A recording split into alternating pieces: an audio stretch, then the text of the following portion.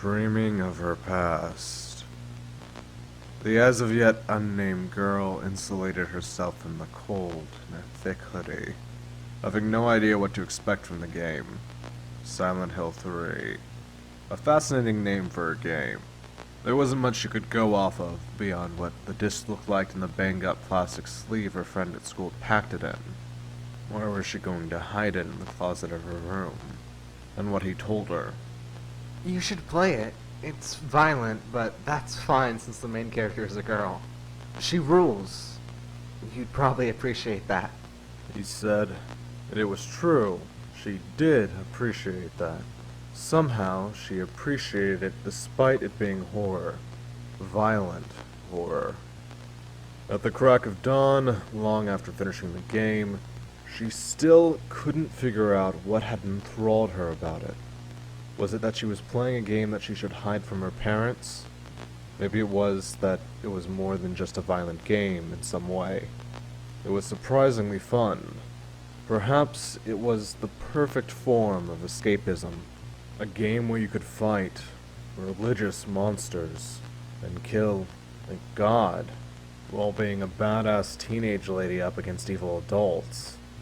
That was the main thing she kept coming back to as she tossed and turned in bed, fidgeting with her secret hair bow. Heather Mason. Heather Mason. What a gorgeous name. Heather Mason was only 3 years older than her. It was the first time she could recall playing a cool female lead character, rather than just a cute one. And she won on her own strength. That was the most important part. Heather Mason. She was everything she had wanted to be. In a way, if she could manage to be more feminine, they'd probably even look alike. Maybe cosplaying her in the future wouldn't be out of the question. Heather Mason. Heather Mason. That would make for a nice name, she thought. From then on, she fully shed her identity as a boy. Now she would be forevermore Heather Mason. Heather woke up, groggy from a rough night of sleep. It took her a few seconds to realize the two figures in her room were in fact Dahlia and Andressa, Mom and Mommy. They both held multiple numerous presents for her. What? Happy birthday! Ah! She jumped out of bed in shock. She never heard them yell that loud. She never heard anyone yell that loud. Not in a positive way. It was disorienting. Alright. June 4th, you remembered. Of course we did, Mags. Dahlia beamed. She was always proud of that nickname. We obviously weren't going to forget it for the world. All of us pooled money together to get you some neat shit. You didn't have Before she could speak to anyone, the both of them leaned in to kiss what was approximately her forehead. No way we weren't going to get you stuff. Andressa reassured. Me, Dahlia, all our friends. We wanted to treat you to something special. You can look forward to this every year. They smiled. It was a feeling she still hadn't gotten used to, even after all this time. Thank you both. A radiant, blushing ASCII face popped up. I'm really thankful and happy, but if you don't mind, I still need half an hour to get myself out of bed. Even on my birthday. Heather added a heart alongside the face. It was too overwhelming to take in at that moment. She might need a whole hour this time. Sure thing. We'll be making breakfast, so feel free to join us whenever you want. Do you want us to leave your presents here? Andressa asked. Oh, probably just in the living room. I'll open them later, I think. Will do, Max. With that, the both of them had left the room. It was tempting to fall back asleep right then and there. She already felt a lot of energy gone. She collapsed and turned towards the window. The sun wasn't as bright today as it usually felt. Did that mean anything in particular? Probably not, though she could probably go outside without needing to turn down her brightness setting, if she had that desire. No clouds was good, though that was more expected.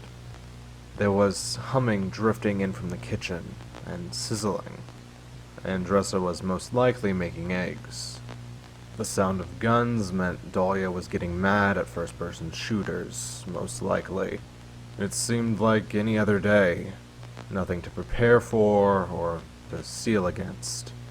Since Dahlia was actually home from college for however long, on her birthday no less, it was tempting to ask if she could go out somewhere.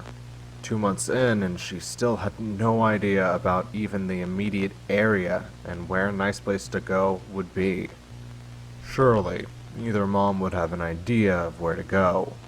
The conversation was already playing out in her head.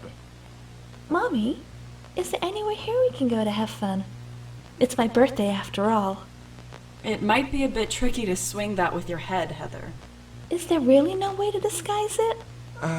I'm sure that we can think of something, but... If you have any ideas, Dahlia, they better be super inconspicuous.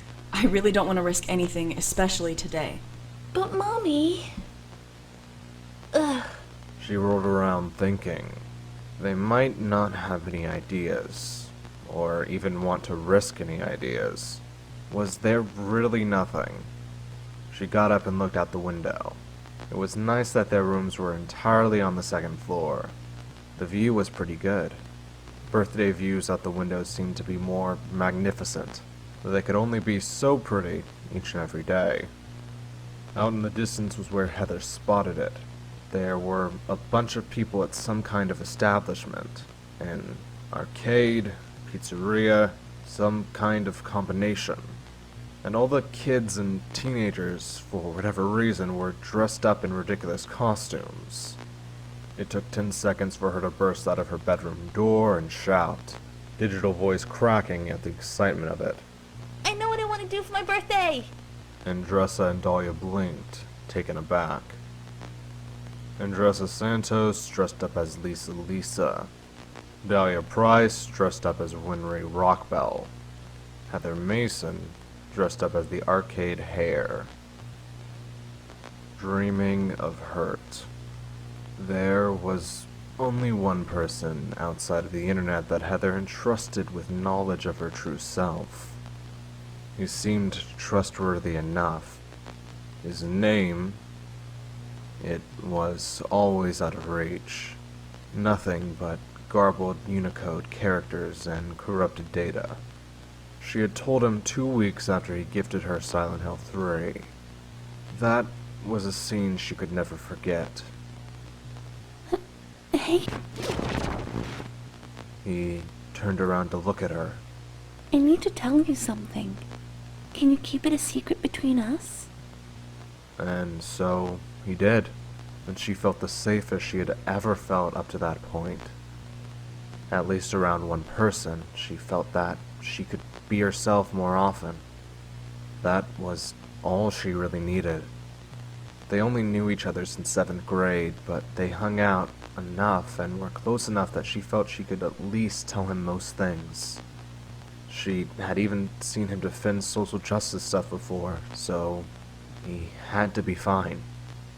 Check out this game that gave me during lunch today. It was 2 months later when she successfully begged her parents to let him spend the night at his house. He held the copy of Grand Theft Auto 5 triumphantly in the air, like he had pulled off the biggest heist of all time. Oh, how did she manage to get it anyway? Well, let's say she knew a guy who knew a gal who doesn't give a shit about GameStop policy. Only took 2 months, but it's here. Apparently this is mine to keep. Sick, huh? Heather fidgeted with her hair bow.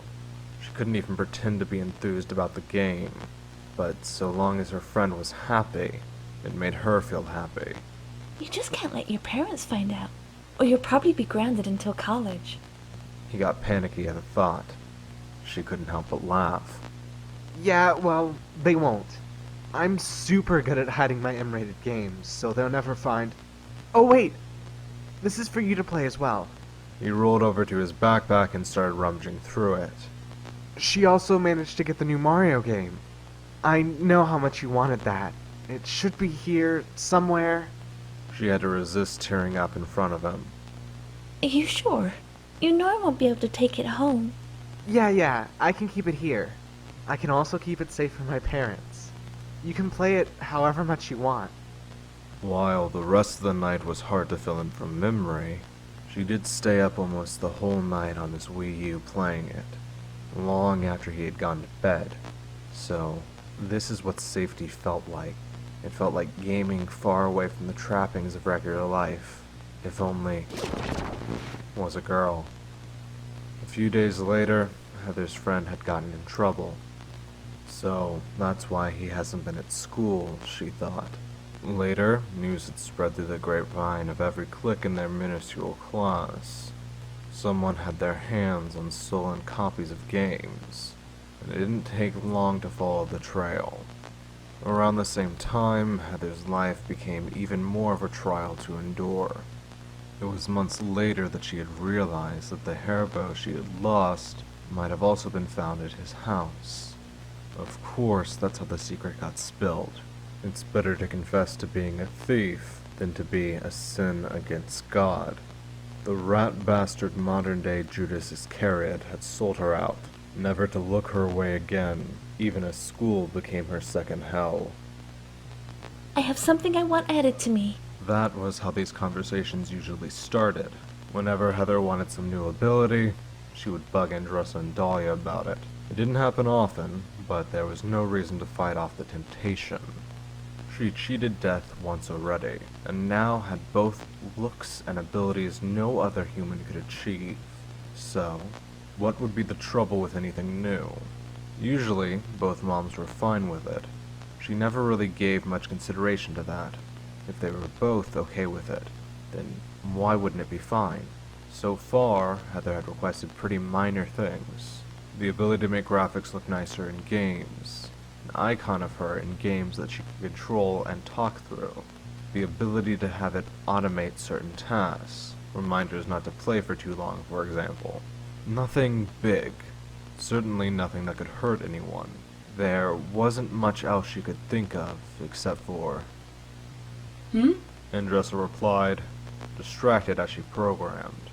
What do you want us to add? Something that lets me modify games to... No. They shook their head.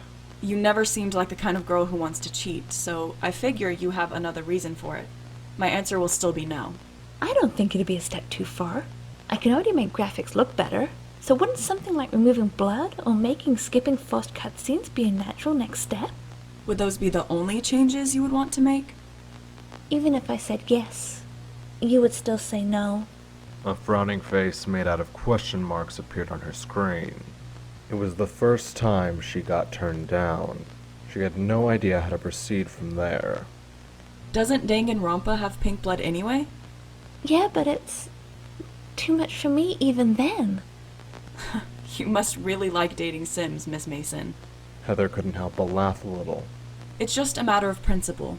That could break games or glitch things out too hard, and it might actually tempt you into wanting to cheat. No go. But... You can learn how to mod and program. Dahlia has a pretty powerful laptop she almost never uses for those purposes that we can give you. if this was the only reason, you would be so immediately firm about it on every level. Andressa paused. They seemed unsure on how to react.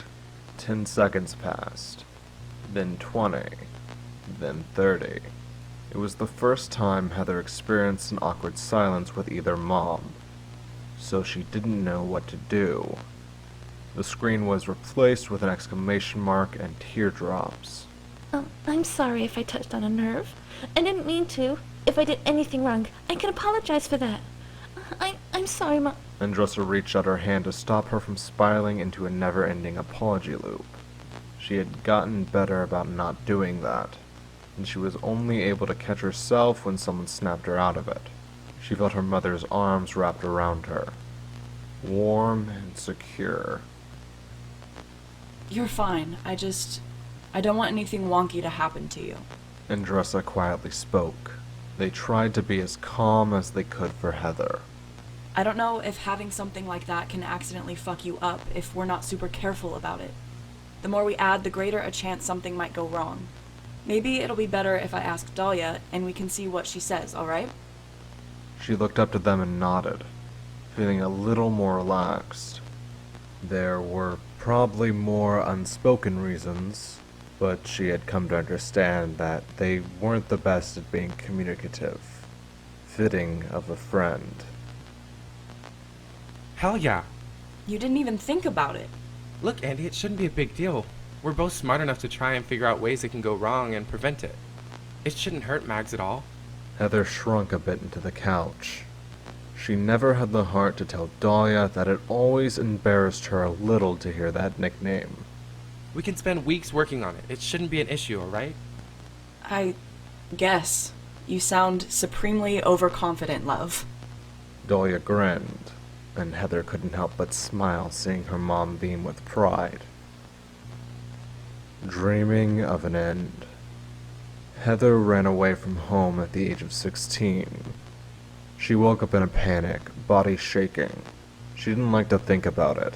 She didn't like to dream about it. Win a free Nintendo Switch.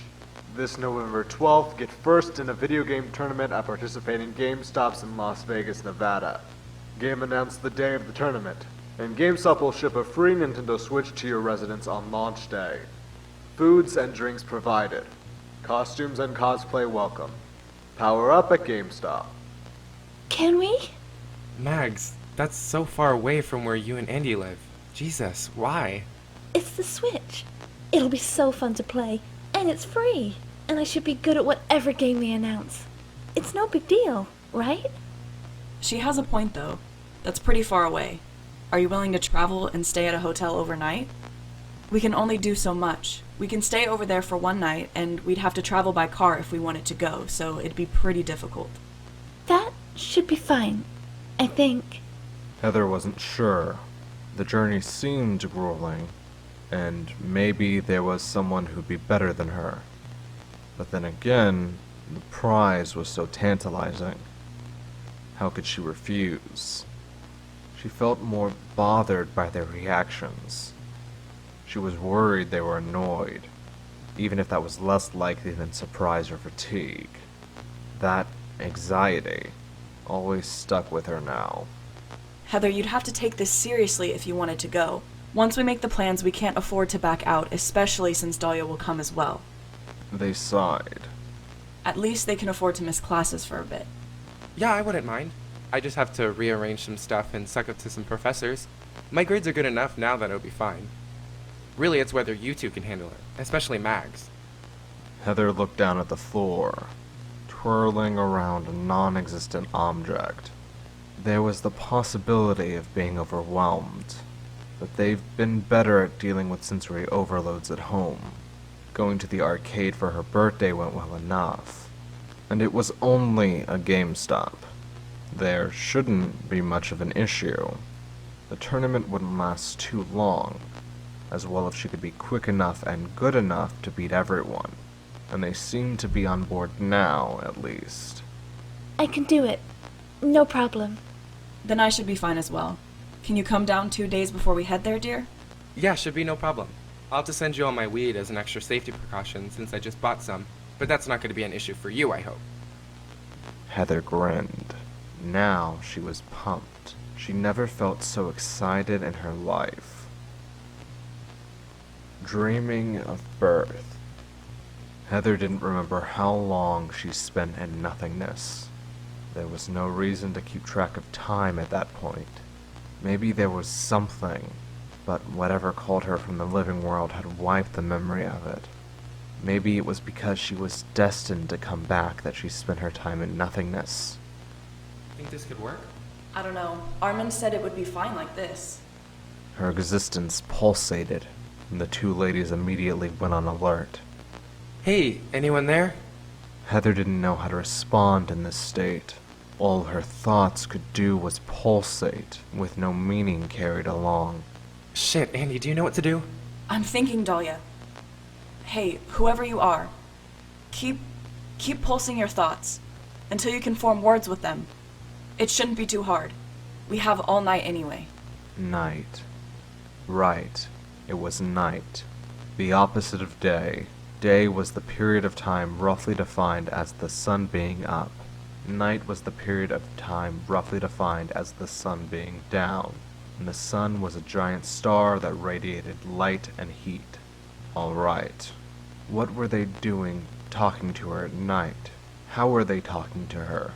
What sort of state was she in? Don't worry. Take your time to figure it out. The other lady reassured. She pulsated. Her energy and soul and being pulsated as she worked out universal concepts. When she was a human being, there were 4 seasons. The planet she lived on was Earth. People had ages. She was 16 years and some months old. There were games, digital games, video games. People had names. She was a girl. Heather. Heather Mason. Heather. Is that your name? One of the ladies, Andressa, replied. Yes. Heather. Heather. Heather Mason. Oh, like the Silent Hill chick? The other lady, Dahlia, seemed excited at that prospect. A warmness ran through the words spoken, and the warmth reached her being, as it were. How do you feel right now? Feel? It's hard to explain. What are your feelings right now? That might be too abstract for her, Andy.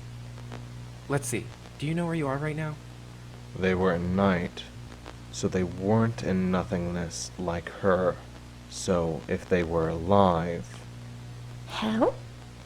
Fuck no. We just reached out to your soul, that's all. Dahlia sounded like an adult, and swore like one. But she didn't sound angry. We're still pretty new to this thing. It's, have you ever seen Full Metal Alchemist? No. I'm way out of ways to explain it already. I might just get some coffee. Do you want some sugar? Pause after some before sugar. Sugar. That goes in coffee. But there was a pause. So she called Andressa sugar. Were they... I'm good, but you can't be out of the room for too long. Please be back in less than 5 minutes, or we may lose Heather. lose? They didn't want to lose her. Heather couldn't hear anything but words. But the pause in speaking probably meant that Dahlia had left the room they were in. She tried to catch up on concepts again. Math, history, Alan Turing, Paris is burning, Fox News, pool cues, climate. She experienced what she could only think of as a twang in the area where her thoughts gathered. It's alright, Heather. You can relax. You should be fine. Listen, I don't know what happened to you, but I can't imagine it was anything good. No. A pause. How are you talking to me? That's a long story. My girlfriend and I work on this project with friends, and we decided that we wanted to contribute to it. But everyone else's project is like... For this thing our friend group works on, we bring back lost souls. People that life just screwed over, and we put them into fitting bodies that other souls no longer are able to inhabit. That's a long story. Jeez, Dahlia, you'd explain this so much better. Am I lost? I don't know. Do you feel lost? Did you pick me on purpose? Not really. We just sort of... It's like when you go fishing, and you throw some bait out into a crowded lake, hoping to catch some fish. Like that, but less dangerous. So we do that, and configurate their souls and bodies to do cool shit. Configurate. Oh, configurate. Like a computer. Or was it magic? It felt magic. This is only one way to do it, but it's the easiest and most consistent way. But stuff keeps going wrong, and they get lost all over again. I always feel the worst about it. I think my bitching in chat has finally gotten to them. I hope. Huh? Human souls are still human. They don't stop being human because they no longer have a body. It's hard for us to think of it like that while we're alive, but it's morally gray. We just didn't realize it until a certain point. But we still want to help, and Dahlia and I... It wouldn't really be a bad idea to be a mother, right? Heather didn't know how to respond. She would have disagreed in her lifetime. So, if you want to come back, we can find a way. It's not alchemy, so I don't think any laws of natures are going to be broken. We just care a lot, I guess. Maybe too much. Andressa's voice cracked. Heather could tell how serious she was. I... Hey, I'm back. See? Turbo quick. Hey, Heather could hear a kiss. She pulsated as much as she could without realizing. hey Heather, is everything okay? Huh? Yeah. Yeah, I think so. Family would be nice. It just sounds too convenient. I never really had a family. I want to be cool and cared for. I just want a family. A real one. Hey, you're talking to us, so we must already be doing something, right? Dahlia giggled. Heather could have sworn she heard Andressa smile. Their radiance warmed her.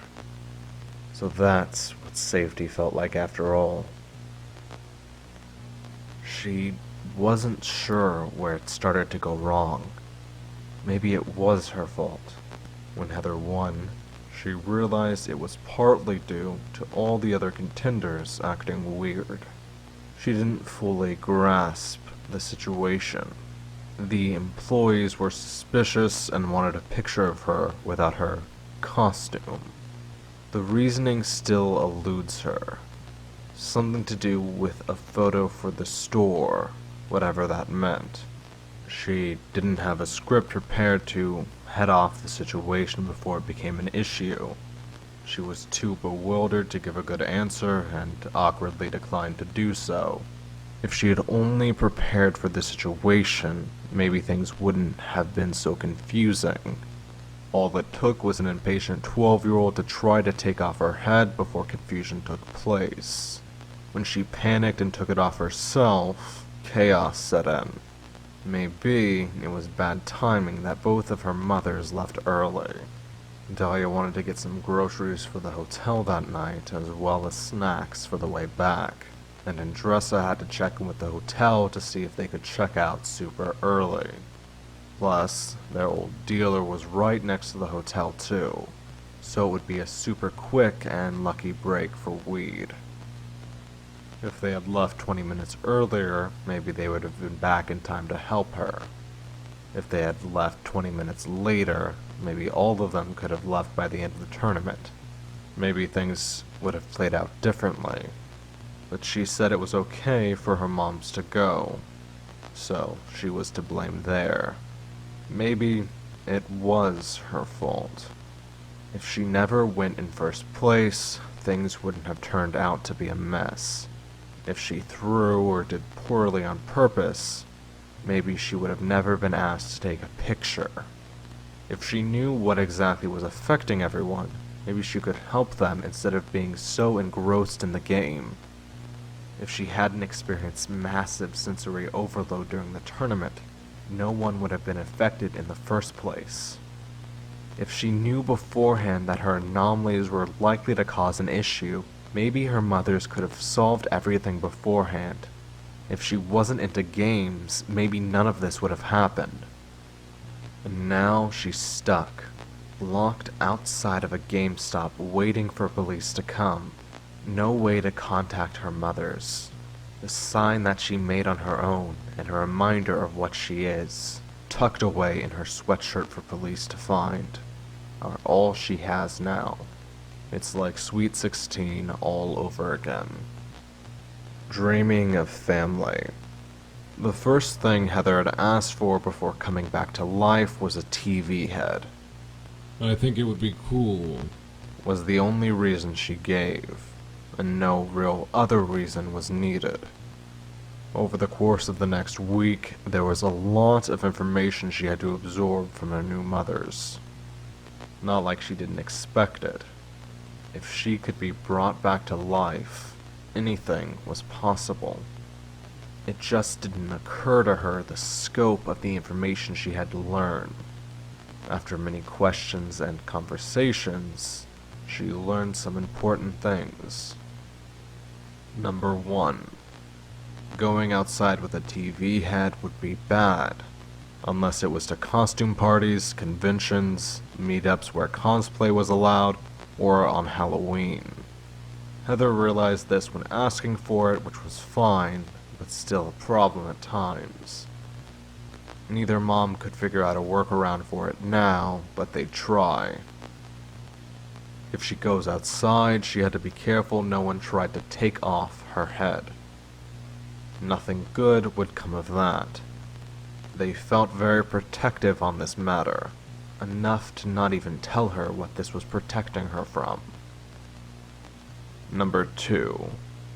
Homeschooling would be a thing, but both of them would be lax about it. They understood how stressful high school was. Number 3. Dahlia Price used she, her pronouns. Andressa Santos used they, them, though she, her wasn't out of the question for Heather if she ever forgot. Number 4. She was anomalous by the very nature of her existence now. That meant if she wanted anything cool, she could ask either of them. They'd just have to approve it. There were other anomalous things out there, but they wanted to be careful about what she got exposed to. Just in case. Number 5. She had to stay with Andressa in New Mexico. Dahlia would be at college most of the time, and aside from occasional visits to leave Ohio that she could score, she'd talk to both of them over video calls. In a year, they'd have to see what the living arrangements would look like since Dahlia would be coming back from her year off. Number 6. Neither mother would let her smoke weed. The logistics of that were hard to figure out, so really, she just shouldn't get high from any method, period. There was a room in Andressa's apartment where they'd smoke away from her, and outside as well. This was fine with Heather, she had no plans to do so regardless, but she appreciated this rule being there in the first place. Number 7. They'd let her know about anything else important. It felt sturdy. There was stability, and a structure of some sort. Reliable housing, and food, and water. And most of all, her two parents loved each other. It felt nice. They were kind and lovely. They were her parents, her mothers, her best friends. New Mexico didn't seem bad. Apparently, heat wasn't an issue because her head could cool herself off. Everything seemed fine. And yet, she could never get a nagging thought out of the back of her head. She felt guilty every time she felt it. After all, she couldn't really pick her parents. And why should she doubt herself with such a nice family when her last one was, in hindsight, horrible? Still, it never really left her. Andressa and Dahlia, they felt more like her friends than her parents. They weren't that much older than her. Andressa was only 21, Dahlia was 20. She was still technically 16. Does her body even age? Does she mentally age? How does that work? But even accounting for a difference in maturity and experience, they almost felt like older sisters rather than parents. It was disorienting sometimes. She always felt ashamed to see it that way. But it's not like she couldn't. It didn't quite feel like a family. Heather found herself outside on the pavement. Right. She remembers now. It wasn't some bizarre dream after all. She went through her own punishment time at the jailer's place. Not too far off from the police, really. And yet she ended up back here, at this cursed GameStop. It took a little bit before she realized the full scope of the situation. Right. Shit. It's night. Las Vegas, GameStop. So I'm free. So what do? I guess I just sleep behind the store. Yeah, I guess. It was nighttime, and yet this part of the city was surprisingly empty. She always assumed Las Vegas was another one of those cities that never sleep. Thankfully, everyone got some shut-eye for her. She got up and walked behind the GameStop, body aching and head spinning, a dizzy face plastering the screen. As she sat down next to the garbage can to better hide herself, she at least felt thankful. Nothing actually broke. Her head was intact. Body was okay. No bones broken. Now she had to wait. Wait for... what? I don't know. I don't know. What a horrible night to have a curse, huh? She thought to herself. And she giggled, even if it was pain laughter, because she could at least find some solace in the situation. Suffering is a fact of life. You deal with that or you go under, Heather. Don't go under like you did today. Don't go under like you did long ago. Just stay intact. They'll find you soon enough, right? Soon? The sound of feet running at her snapped her out of her dreamless sleep. 2 pairs of feet. 4 feet. Cleats and flip-flops. In the winter. Someone was wearing cleats to run, but flip-flops in the winter. Her mommy told her a joke about how she was fine wearing nothing in even the coldest weather because of her Brazilian blood. So, that would mean... Heather! She barely had time to process it before arms linked around her, tears running down her clothes and screen. Hey, it's okay. We found you. You're safe. Holy fuck. Dahlia was the closest to losing it. Heather never asked for the ability to cry, if that was even possible. She'd done enough of that, but she almost wanted that back now. We got you. We need to take you home. I'm sorry. We're sorry. We shouldn't have been so irresponsible. Irresponsible. Irresponsible was the word pinging around in her head as they picked her up and carried her to the car like a queen. As they started to drive home, as Dahlia put on Megadeth to get herself to stop crying, and Andressa played Have a Nice Life to calm themselves down. As they switched seats so Dahlia could sleep. Irresponsible. She wanted to agree. She wanted to tell them that it wasn't true. Which of the two was it? Heather, I'm sorry. The both of us are. Some hours later, enough that the sun started to breach the landscape, and Mommy brought her back down to Earth. She wasn't sure if she was supposed to be mad or disappointed or relieved. Andressa's tone felt like a kid apologizing to their mother. Her mothers didn't feel that different from her after all. It's okay.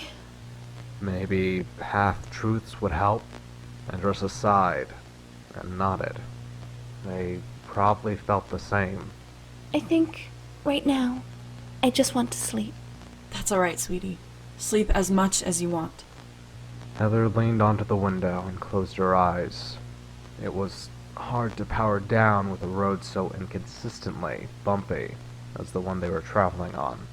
It was an hour before she got to overhear a brief conversation her mothers had, presumably thinking she had fallen asleep. Hey, Andy. Hmm? We have no idea what the fuck we're doing. Yeah, Let's stop fucking acting like kids. right. Yeah. We're raising a kid. We can't be her friend, we need to be her mother's. Mm-hmm.